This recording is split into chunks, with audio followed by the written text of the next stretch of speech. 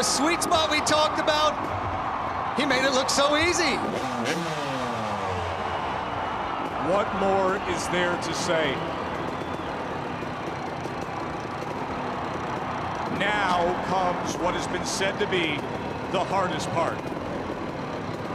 As if 10 stories skyrocketing into the air isn't enough.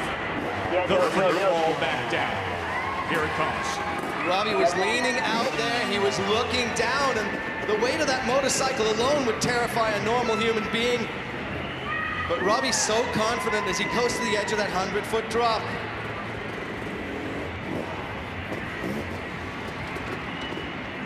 He's checking the bike is in the right gear. You can see him there, pushing up and down on the shifter pedal. Here we go.